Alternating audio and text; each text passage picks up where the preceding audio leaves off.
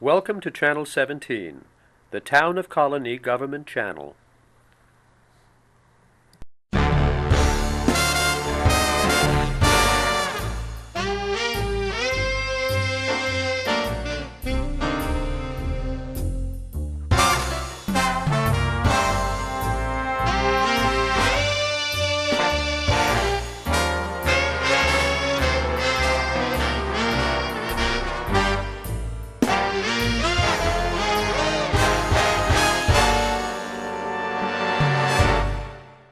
We're here at the University at Albany Art Museum, and this is our MFA show, our Master of Fine Arts exhibition.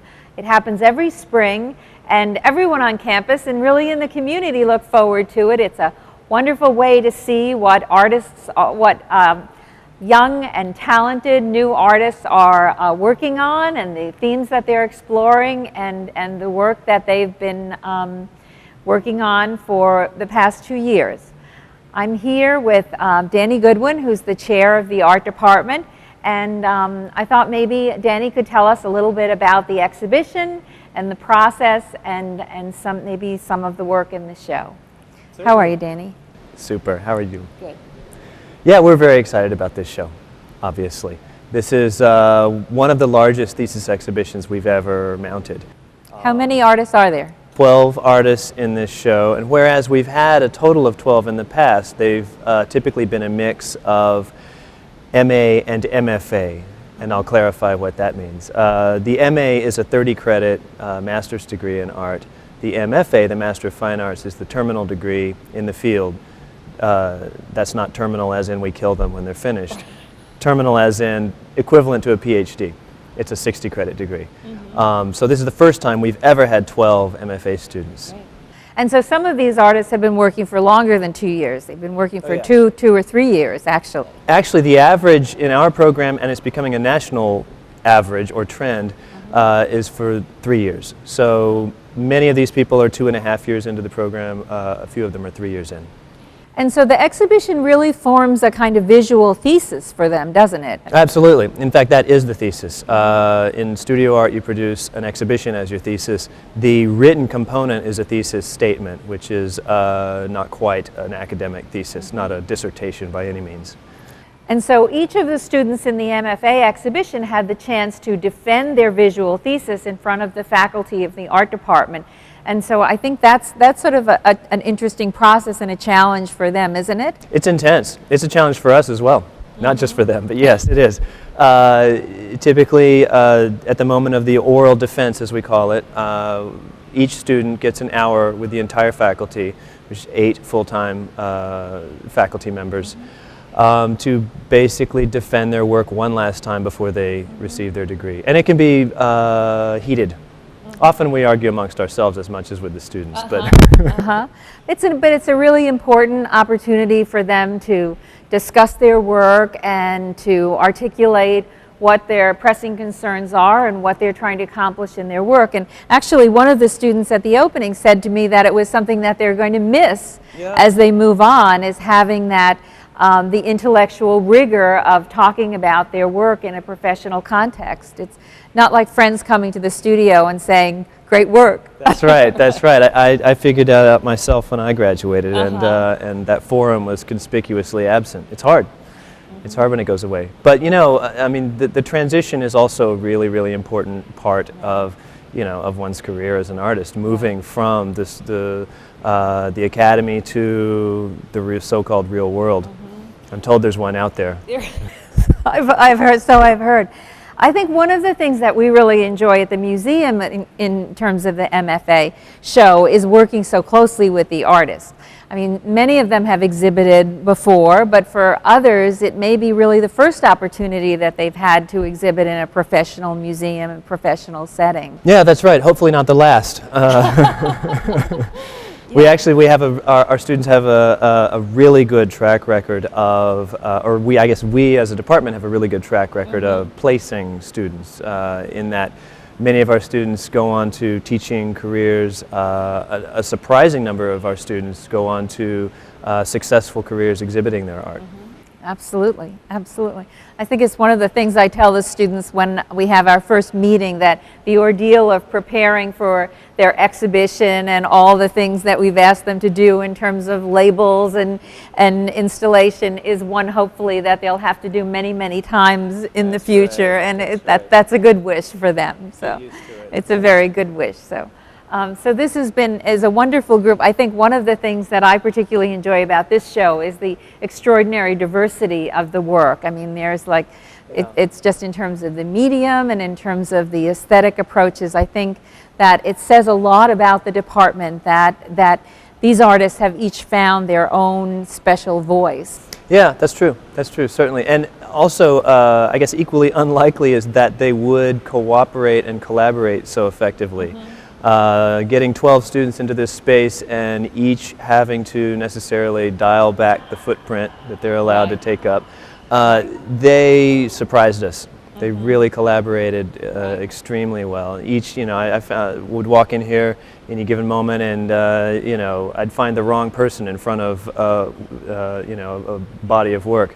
Installing, helping each other out and solving problems. Yeah, it's pretty cool. Giving opinions. It really was. It was a really interesting process to work, and I think to watch. I think it was really rewarding for them. It was a wonderful experience. So well, thank you, Danny. Thank you, and I want to thank the whole staff too, because that's obviously it wouldn't happen without the pros we have on staff here. It's a great pleasure. Well, we're here with Stanley Boyd Palmieri at the MFA exhibition, and I thought it would be interesting to talk to Stanley because a number of the artists in this show use performance as part of their work, or performance and videotaping a performance as part of that work. So I've asked Stanley to come this afternoon to talk to us a little bit about his work. Hi, Stanley. How are you doing? I'm great. Why don't you tell people what happened the night of the opening? Well, this tower next to us was filled with about 3,600 balloons, and I think it was around 7:45. We got the cameras out and got ready to go. Two lines formed, one line right here, another line on the opposite side. Of course, the doors were shut at that time. Kind of keyed them up, had them go in. We entered into this door, the other people entering there, and everybody kind of just went in with a single pin and started popping, and started, pop started gradually, of course, and then magnified greatly. It was amazingly loud. And I actually ran in with a live feed. So I had unplugged the video monitor and we were running a live feed.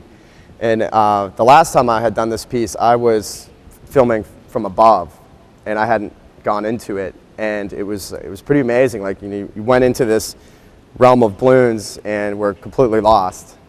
And next thing you know, you're getting like pushed. Like, I was basically pinned against the side of the wall filming, and I was kind of surprised at how powerful the balloons were actually.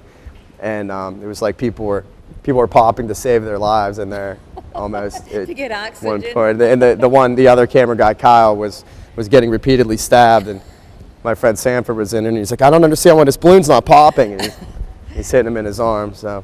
But yeah, so it lasted all of it was like 1 minute, 15 seconds total, just loud chaos, and which all my pieces basically do that. It gets really loud, and then goes to a kind of silent tranquility afterwards, to this, like, kind of after the bomb went off thing.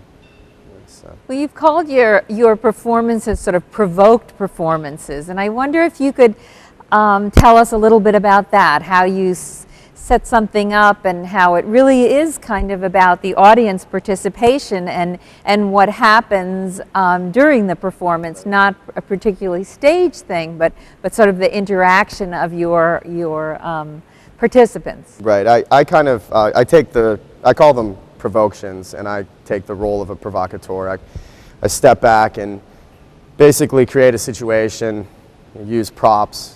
I used to be an object maker, now I refer to my objects as props, and kind of just set it up for them and let people be them, really. But when my early stages of it, I was kind of trying to control the people a little more. I kind of was like making you do something. That was my initial start to it. But then when I started getting into the video editing so much, it was allowing me to step back and really observe what was going on and how everybody was different. you know, and you had this person shying away in a corner versus this person bombarding, you know, you with something or throwing something or breaking something. So for me, you know, I don't think I'll ever really be in any of my pieces because I like to take that role and I like to observe, like to people watch, basically, you know. Well, why don't we take a little look at some of the balloon performance so that you can have a look at that.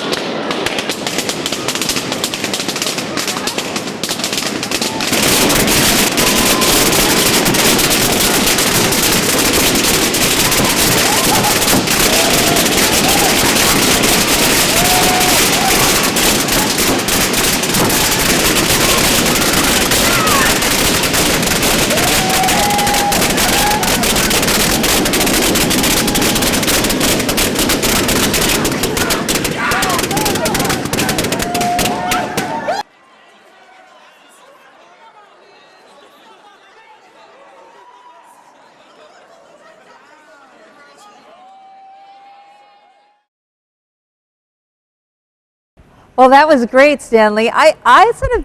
There's a real line in your work between fun and play and destruction as I've watched like some of your videos, and certainly in the balloon piece as well, and in another one we'll see as well. Would you like to comment on that?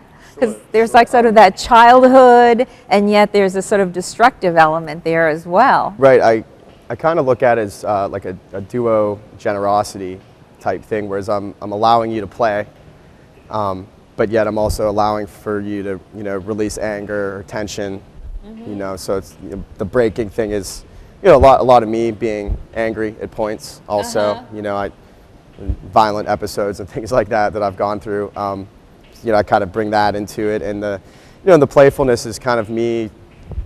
Yeah, I was pretty much known as like the party boy, you know, like I'm always gathering people, I'm always bringing them together, and so I wanted to play, wanted to have a good fun. Everybody normally comes out of the performance is very happy.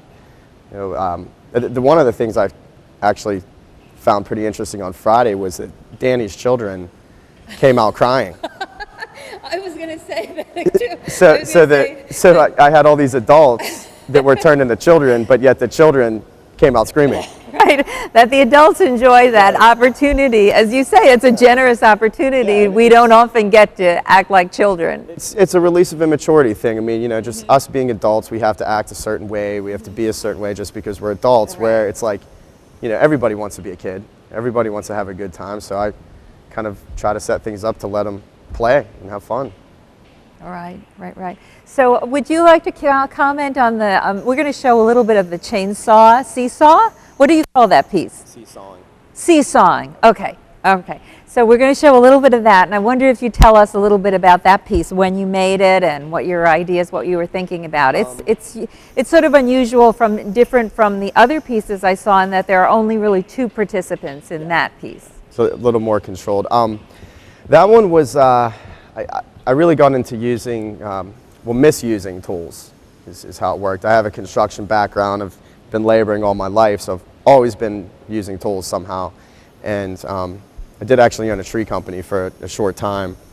And, you know, just had this idea of this playfulness thing. Okay, well, what can I take, you know, what do kids do? They're at a playground, they're riding a seesaw. Okay, now what can I do with this seesaw and 2 people to make it dangerous? So, well, let's mount chainsaws upside down on it and hang a block of foam above them, so they have to carve the foam as they're riding the seesaw. And it went through some stages of the making it more safe, I guess you could say. You know, my original version would have just been having 2 people on there holding chainsaws, you know, and then I was like, all right, that might not be a good idea. So I basically fabricated my own machine gun turret, and it had, you know, left and right stops and up and down stops. So it really ended up being safe. I mean, no one would have really gotten hurt on it. But it was also the first piece I had done where people were either really excited or like really tentative, you know. Then they're like, oh my God, and I'm like, just get on the damn thing, it's fine. And So did you did you audition a number of actors for that piece? Well, I had, actually, Rob and Sanford were two of my performers in every video I had done. And I knew they were going to, go on it right off. And also them being very close friends of mine, I knew I could trust them with the tools. And Rob does construction, Sanford's a sculptor. So I felt comfortable having them on. Where then the next video, the next shoot I had two girls. That I was just like, oh my God, these girls have no fear.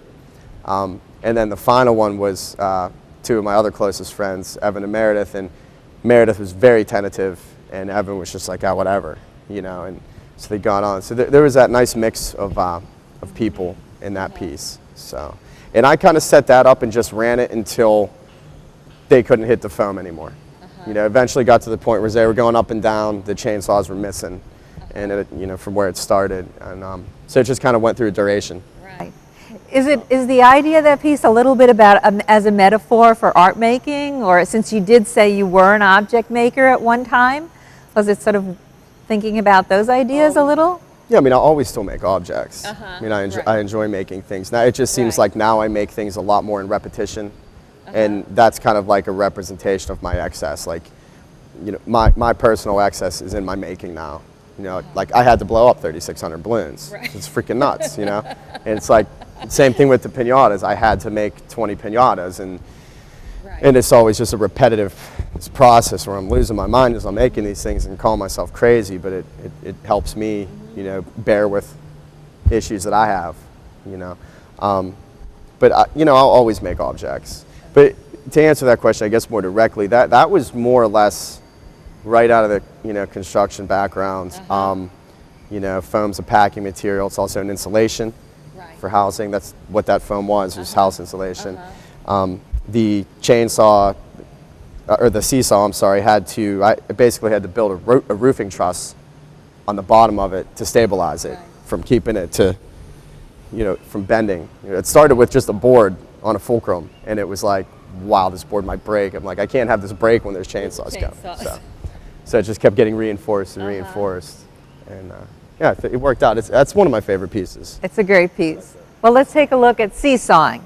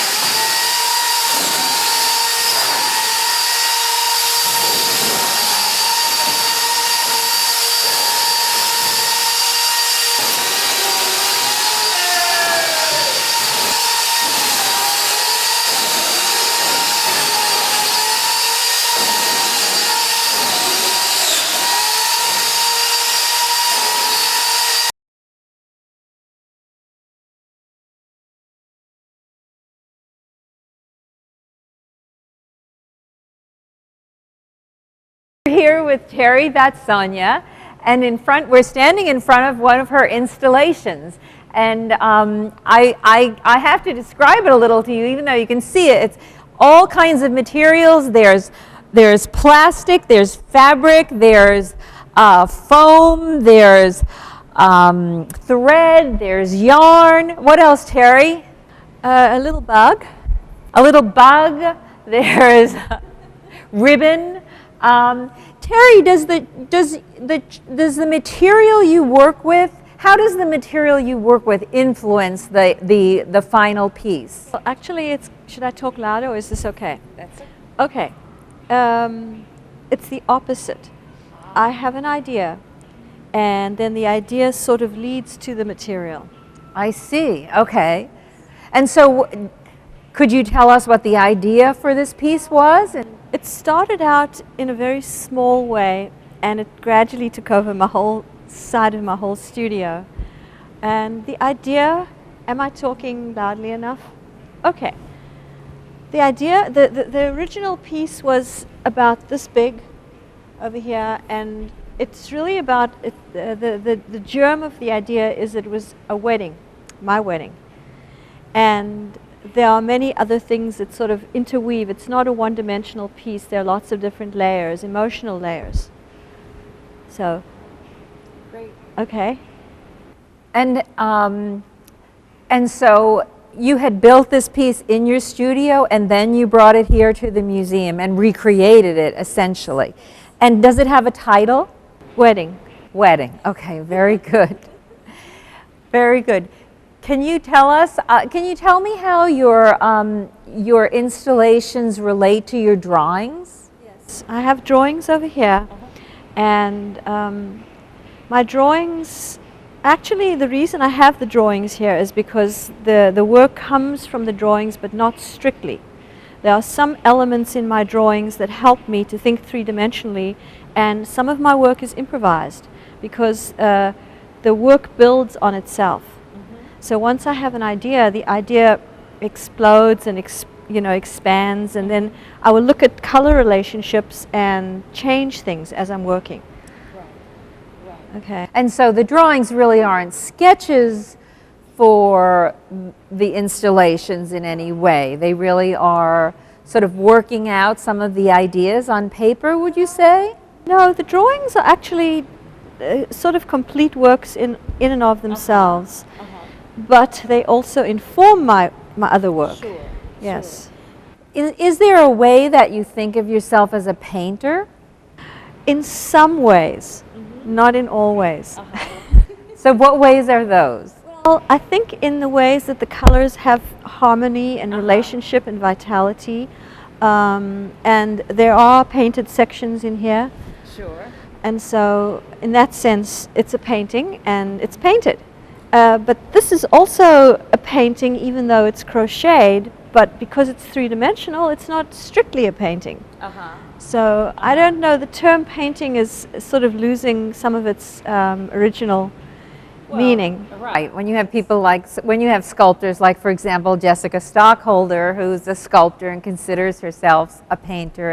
And in a way, your work reminded me of that, in that so you sort of are painting in fabric or painting in using your material. And I would go even further than that, and I would say I'm drawing with lines, because these are all drawn lines. Yes. So I'm drawing in space also. Yes. Yes, absolutely, absolutely. So what's next for you?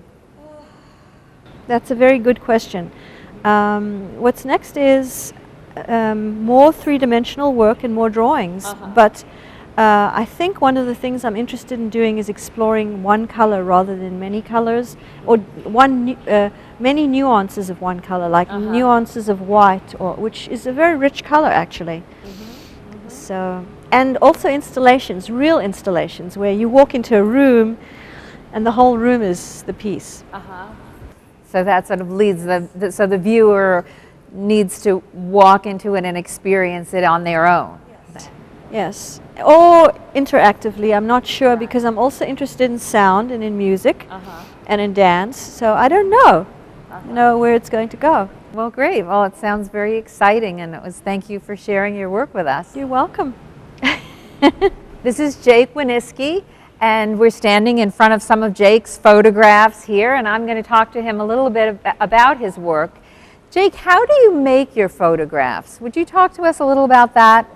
I guess you could describe the process as a hybridizing one. It's about painting and photography, the various relationships drawn between each medium and what each print has to offer. I start with basically a room-sized diorama. It's a big construction of cardboard, paint, plaster, various junk materials, and it's basically just a big abstraction. And you construct that in your studio? Yeah, it's just a closet space that has no windows, no doors, and is kind of depressing in and of itself, but I have this elaborate world built inside of it. And I take photographs from that model, not necessarily to record or describe what it is, but to try to pull it apart, shoot it out of focus, recontextualize it, and start to turn it into something else. The point being to try to find the potential for another world, for something larger inside of that smaller construction, and then going in with paint into the prints themselves and elaborating on that, pulling a figure out, starting to elaborate a story, a narrative out of a group of pictures, but removing it entirely from the artifice of what it was originally and turning it into something else entirely. So do you think that your viewers will look at your work and find their own sort of narrative, invent their own narrative? Oh yeah, yeah. The process I use going into the model and photographing, it's very much about free association. It's about looking for the potential through the distortion that the camera brings to it for something else. And so since I'm using a free associative manner of finding a figure, the narrative, the landscape, whatever it is, I think even the aspects of the picture that remain nondescript, they still have the potential to let the viewer continue that association, to continue to elaborate the narrative out of that. Because what I have described opens up that door. Some of the images, I mean, they're very seductive because the colors are so sweet. I sort of just think of them as sort of like candy colors in a way. But then the closer you look, they kind of become kind of scary. So are those kind of the things? There's a little bit of the fairy tale quality to them. Yeah, there's a fairy tale quality. They're meant to be very beautiful, very atmospheric. They're dramatic or hyperbolic in a way. But then at the same time, there are very grotesque and sort of macabre things. The figures are sort of falling apart, or they're being charted through their movement, and then there's a sort of distortion there. And so there is a play back and forth between it being extraordinarily beautiful and extraordinarily grotesque. And it is over the top, the images, but I think they're very naturalistic in that way. They're very much an extension of our world. You can sort of recognize some forms in looking. I think the viewer can recognize some forms, whether it's maybe a form that reminds them of something under the sea, or those kinds of, I mean, I think it's clear in that way that you've stepped into another world. That the viewer knows that they're not in this world anymore. Right. It's I think you could equate it to catching something out of the corner of your eye. You get enough information to get the feeling that something is there, but then not quite all of it is there, and so you're in this strange place between what is it, but knowing something is there. Right. Did you start out as a photographer? Do you think of yourself? What do you think of yourself as, a photographer or just an image maker? Well, I tend to think of myself as a painter. I don't know. You could get into arguments about that, and some people have disagreed with me and say, no, well, you're dealing with photography, so you're not just a painter. I guess the way I approach being a painter or looking at painting is it's more a frame of mind. It's a matter of malleability, and I don't think a person need actually use wet paint. But I don't know ultimately if it matters what I think of myself. The images, they're as much paintings as they are photographs. I tend to call them hybrids. I didn't use photography before maybe a year and a half, 2 years ago. I was an oil painter all the way, and I was doing very representational oil paintings, and I wanted nothing to do with photography, actually. And I started making photographs just as material to make paintings from. And the Polaroids I was making, I was using a Polaroid camera at the time, and they weren't, the paintings weren't matching up with the enigmatic quality of the Polaroid, where the Polaroid is sort of like painting. It's a liquid, it's sort of magical in how the image just appears. And so I turned that on its head at one point. I decided to make a painting to make a Polaroid from. And something really interesting happened there. There was a sort of, the image had what I wanted in the painting, but it became something else. It wasn't just a painting anymore. Once you involve that window of the photograph, there's a sense of mystery to it that was fantastic. And so there's no looking back after that. Once I figured out how photography was relevant to me as a painter, then I was comfortable using photography. And do you digitally manipulate the photographs, or? No, there's no digital manipulation that goes on. It's all very low tech. And it's all about going back in and putting pigment on the paint on the photographs afterwards. And how do you do that? Is it with an airbrush? I use an airbrush. Yeah. There's a certain balance. Well, there's been a lot of painting on photographs, and what I've noticed anyway is that there always seems to be a barrier between the paint and the photograph. Like the picture plane of the photograph is this impermeable thing. So I approached painting or the photograph as a painting, where I can work into the space, I can work back behind the picture plane. And so using airbrushing to mimic the photographic surface is important. But at the same time, a lot of the things I'm photographing sort of mimic paint in a way. So there's a reciprocation there. Right. So I can actually get very painterly with the ink at times, and it still seems to assimilate and hold on to that mysterious feeling. And do you ever think about the viewer who might not know that these are constructed realities? Yeah, I mean, I don't... You tell people that they are, but do you... Yeah. I don't think it's necessarily clear that, I don't think someone walking up to this is going to go say, okay, this is a small cardboard construction that was painted on. That's fine, but I think what's important is that it's clear that it's a world separate from ours. Right. That it's something that's been manipulated and built, or at least not, they at least don't approach it as a typical photograph as truthful evidence of something else. Right. And that's true. important. Yeah. That it still function as a window, but be something obviously unreal, but still hold on to that suspension of disbelief. Right. And you're sort of playing with that basic photographic truth that if it's a photograph, it must be real. Yeah, it's manipulated, it's hyperbolic, but that window is still there. Right. Well, I certainly think you have taken us to other worlds. So thank you, Jake.